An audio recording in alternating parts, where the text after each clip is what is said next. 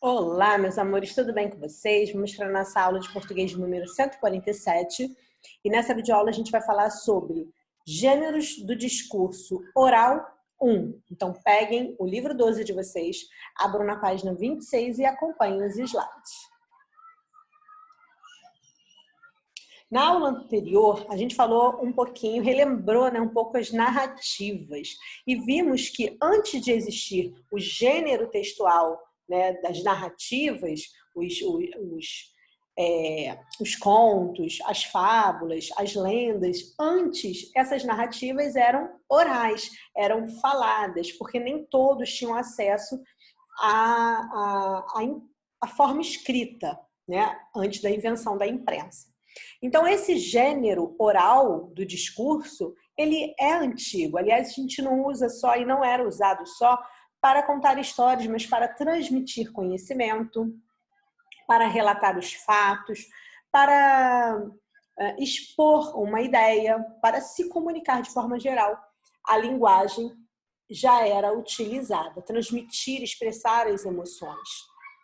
Mas quando a gente fala, quando a gente usa esse gênero do discurso oral, a gente não usa só a fala, a gente usa a expressão. Olha, eu estou aqui falando, estou fazendo gestos, a minha expressão facial ela muda, e a gente pode ler através das expressões das pessoas.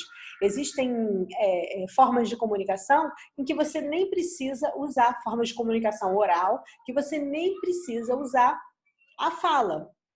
Com uma expressão, com um gesto, você já se comunica, não é? Quando, por exemplo, você vê a pessoa e não pode fazer barulho, você está num lugar que não pode fazer muito barulho, mas você acena, ou você dá tchau, ou você faz assim, que ok, né? Então, às vezes a mamãe quer falar alguma coisa com a gente em público, só de olhar a gente já entende que a mamãe quer falar, por exemplo. Então, essa comunicação, o gênero, do discurso oral, ele engloba muitas ferramentas, não só a fala, mas as expressões, os gestos, e a gente vai entender melhor através do texto que o livro traz. Vamos lá?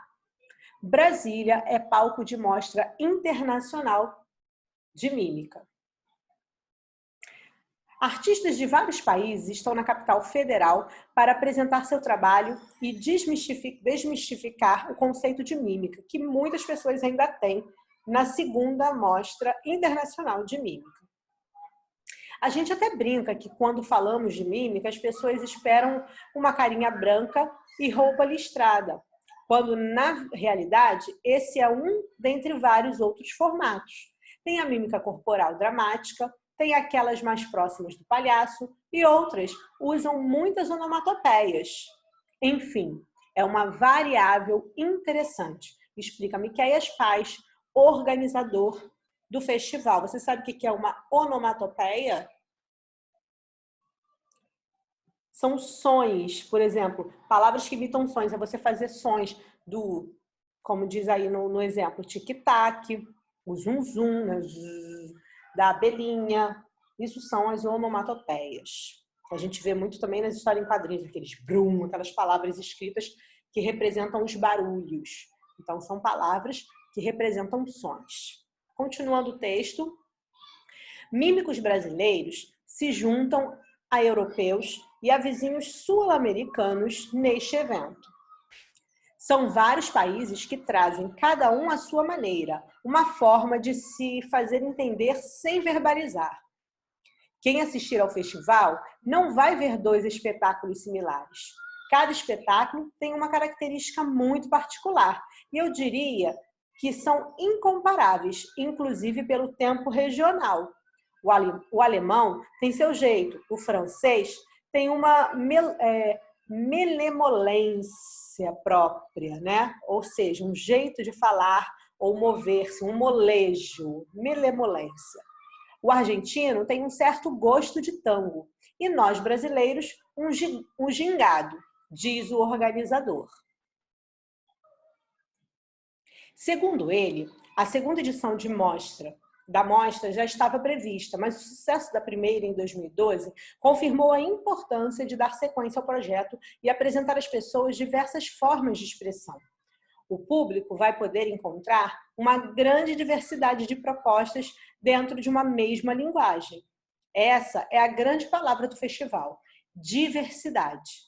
E ele pode e deve esperar muito prazer, muita alegria, muita paixão, porque será um momento muito agradável para Brasília. Completando 30 anos de carreira e considerado o primeiro mímico de Brasília, Miquéias traz a definição da arte que dispensa palavras. A mímica é o extrapolador da paixão através da musculatura do artista. A sensibilidade artística aflora nos músculos, nos ossos. Quando você vê um mímico, você vê alguém que fala com o corpo o que a alma lhe pede. Essa é uma reportagem, um artigo do EBC, Agência Brasil, Brasília é palco de Amostra Internacional de Mímica, é o título. Ok? O endereço está aqui, se você quiser. Bem interessante, né? O que ele fala sobre mímica. Bom, a mímica ela é um tipo de linguagem não verbal. A gente já aprendeu, vamos relembrar? A linguagem não verbal é um tipo de expressão que não envolve a palavra falada ou escrita. E a linguagem verbal é a comunicação feita por meio de linguagens escritas ou faladas, com palavras. Então, a linguagem não verbal é aquela que não precisa de palavras, ou seja, as expressões, os gestos, elas estão, os símbolos em geral estão, fazem parte da linguagem não verbal. Porém, a linguagem não verbal, ela também está muito ligada à linguagem verbal. Por exemplo, quando a gente fala, como é o exemplo do livro de vocês, ó, quando respondemos a alguém negativamente, fazemos um movimento com a cabeça. Ó. Quando respondemos positivamente, fazemos outro. A gente já sabe que é uma resposta positiva. Além dos gestos, a tonalidade da voz, a direção do olhar, o riso, também são características próprias da oralidade. Não é? Quando você fala, vamos brincar, por exemplo, você quer brincar? Você quer brincar? Você responde, quero. Ao mesmo tempo que você fala, você pode fazer gesto também. Geralmente, a gente automaticamente faz esse tipo de coisa. Usa tanto a expressão. A expressão facial, então, é algo, às vezes, até que você não percebe que você está fazendo, involuntário, né? Às vezes você, sem querer, faz uma cara que mostra o que você está pensando, o que você está sentindo, sem querer expressar, você acaba se expressando pela sua expressão mesmo facial. Bom, quando a gente utiliza a linguagem verbal, a gente não usa tanto, não faz tanto uso da gramática, né? Da ortografia nem se fala, porque a gente não escreve de forma correta, mas precisa falar pelo menos corretamente. Mas a gente não usa todas as regras gramaticais, tudo que a gente aprende na gramática, a gente não usa quando fala. É uma linguagem mais informal, mais tranquila, dependendo de onde ou do assunto que você está falando. Por exemplo, se você for apresentar, como é o exemplo do livro, apresentar um trabalho, você precisa usar uma linguagem onde todos os seus ouvintes consigam entender o assunto que você está falando. Aí vai ser uma linguagem um pouco mais formal, mas nem tanto formal quanto seria numa escrita, porque na linguagem escrita a gente não tem tantos recursos, a gente não tem os recursos não verbais para que o outro consiga entender. Por exemplo, a gente não tem um gesto, né? Na língua escrita a gente não pode usar gestos, usar expressões faciais, então entonação. Então a gente precisa seguir algumas regras. O que vai representar a entonação na linguagem escrita? Pontuação. A gente precisa ter pelo menos uma organização, né? Então precisamos prestar atenção nisso. Apesar da língua falada, né, da linguagem verbal, ela ser menos formal do que a escrita, vão ter momentos em que você vai ter que falar com muito mais formalidade e momentos que você vai escrever sem tanta formalidade. Como, por exemplo, se você escreve um bilhete para o seu amigo, você não tem tanta formalidade a seguir, né? Mas se você, por exemplo, um adulto vai numa entrevista de emprego, ou se você vai conversar com a sua professora algo sério, com a sua mãe nem tanto, mas com a diretora da sua escola te chamou para fazer algumas perguntas, vamos supor, sobre alguma matéria, você já vai falar com mais seriedade, mais formalidade. O importante é saber onde e quando você precisa ser mais formal ou quando você pode ser informal e sempre aprender as regras para utilizar da maneira correta e quando for necessário, principalmente nos textos. Então, olha aqui, ó, saiba mais. Formal é a linguagem que obedece às regras da língua, é mais rígida. Informal é a linguagem que demonstra menos preocupação em respeitar totalmente as regras de uso da língua. Quando você fala com seus amigos, está conversando com seus amigos, você não segue tanto essas regras gramaticais. Mas quando você já está falando com uma outra pessoa, né, você de repente um adulto, né, o professor está te fazendo perguntas durante a aula, você vai apresentar um trabalho, você já usa mais essas regras da linguagem. Ok? Depois vocês acessem o para explorar.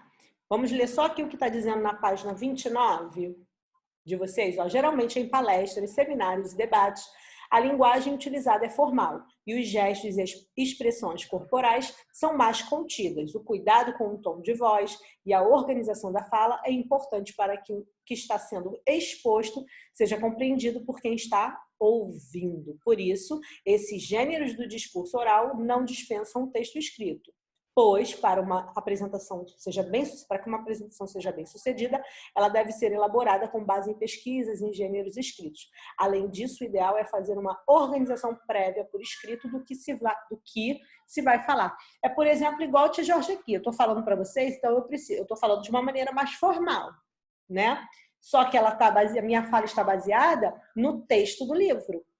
Eu leio o texto do livro, vejo os pontos mais importantes para eu falar para vocês, os principais pontos, a mensagem que eu preciso passar em relação ao que está escrito. Depois vocês vão ler para conhecer os detalhes, para ver alguma coisa que de repente eu não tenha falado, né? Mas o meu texto, a minha linguagem, o meu discurso oral, ele está baseado num texto escrito, uma linguagem verbal, numa linguagem escrita, na verdade, porque verbal, tanto a fala quanto a escrita são. Bom, então, agora a atividade pós-videoaula dessa videoaula vai ser ler os textos até a página 29, tá bom? Todo esse texto que eu li e falei um pouquinho para vocês, agora vocês vão ler na íntegra, combinado? E na próxima videoaula a gente faz as atividades. Um beijo e até a 148. Fui!